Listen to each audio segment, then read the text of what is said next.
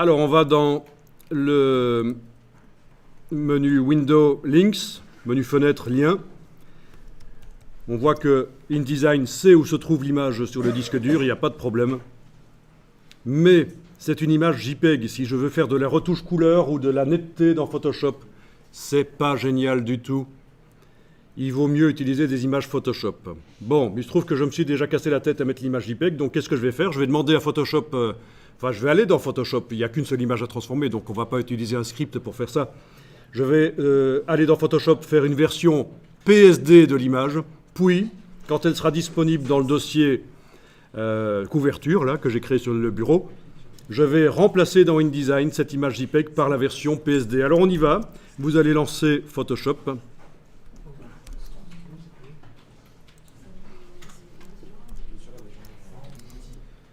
Dans Photoshop, vous ouvrez Fichier ouvrir. Oui, on peut faire Fichier ouvrir ici parce que Photoshop est prévu pour ouvrir des images. Tandis que si vous faites Fichier ouvrir dans InDesign, pour ouvrir une image, ça ne marchera pas. C'est uniquement pour ouvrir des documents InDesign. Quand on veut amener des images dans InDesign, c'est Fichier importé.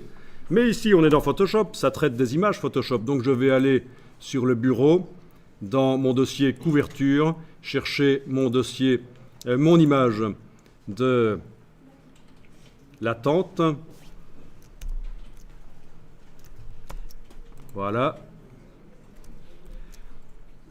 J'attribue, tant que j'y suis, le profil sRGB. Vu que c'est une image qui vient du web, il y a beaucoup de chances qu'elle le soit. Prévu pour du matériel sRGB. Touche F. Et voilà, je suis plein écran avec la barre d'espacement. Je sais bouger l'image dans sa fenêtre sans pas de problème. Bon, c'est juste une habitude. Hein. Enfin, vous n'êtes même pas obligé de faire la touche F ici parce qu'on ne va pas encore la travailler tout de suite. Ce qui compte, c'est de l'enregistrer au format Photoshop dans le même dossier. Vous faites Fichier enregistrer sous, File Save As, et vous choisissez comme format, c'est-à-dire comme manière d'encoder l'image dans son fichier, sur le disque dur, vous choisissez format Photoshop. Voilà, et il y a une seule chose qui va changer, c'est l'extension. Est-ce que vous voyez l'extension quand vous sauvegardez? Oui. Ça se règle dans Windows aussi, hein, pour demander à Windows, dans les paramètres, lui demander de montrer un maximum les extensions de fichiers. Quand on est infographiste, c'est ce qu'il faut. Ok, donc elle est enregistrée. Voilà, je peux la fermer là dans Photoshop. Je vais aller voir dans le dossier. Et elle est là. Elle fait 70 mégas, alors que la version JPEG n'en faisait que 3. Oui, mais elle a plein d'avantages. Elle n'est pas meilleure, hein. Ça n'a pas amélioré la qualité de passer en format Photoshop. Ça a juste fait une image qui n'est pas compressée. Et on va pouvoir mettre des corrections couleurs dessus. Mais d'abord, on va voir si on sait la remplacer dans InDesign, remplacer le JPEG par la version Photoshop.